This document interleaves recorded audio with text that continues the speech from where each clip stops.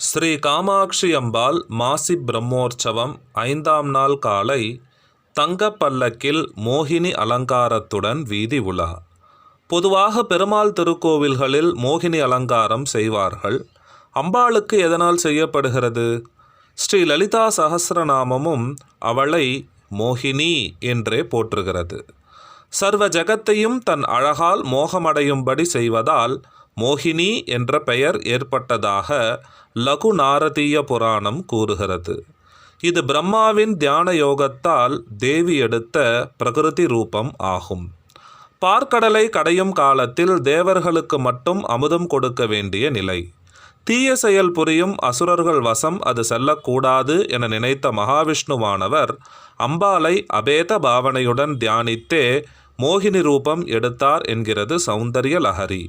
சிவபிரான் மகாவிஷ்ணுவிடம், நீர் பார்க்கடலை கடைந்தபோது மோகினி அவதாரம் செய்து அசுரர்களை மயக்கி தேவர்களுக்கு அமுதம் அளித்தீராமே, அவ்வடிவத்தை பார்க்க வேண்டும் என கேட்டார். விஷ்ணுவோ, அந்த ரூபம் எல்லோரையும் மயக்கக்கூடியது, நீங்களும் மயங்கினால் என்ன செய்வது என்று கேட்டார். சிவபிரானோ, நான் என்ன அசுரனா என்று கூறினார். உரிய நேரத்தில் அவ்வடிவம் காட்டுகிறேன் என்று கூறி மறைந்தார் மகாவிஷ்ணு.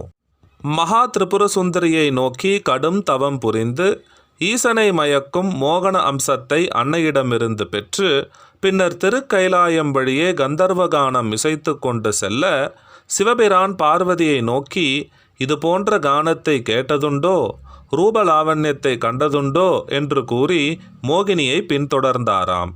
உடனே விஷ்ணு தன் நிஜ ரூபத்தை எடுத்து, ஓ ருத்ரா, நீர் விரும்பிய ரூபத்தை கண்டுகளித்தீரா என்று கேட்க சிவன் நாணினார். பின் இது தேவியின் திருவிளையாடல் என்று வியந்தார் என்கிறது திரிபுரா ரகசியம். அந்த மோகினி வடிவத்தோடு வெண்பட்டாடைகள் திரு ஆபரணங்கள் பூண்டு கையில் கிளியுடன் தாம்பூலத்துடன் கண்ணாடியில் தன் பேரழகை தானே பார்த்த வண்ணம் பேரழகு தரிசனம் தருகிறாள் அன்னை காமாட்சி. இந்த தரிசனத்தினால் நம் மாயை விலகட்டும். ஜெய ஜெய காமாட்சி.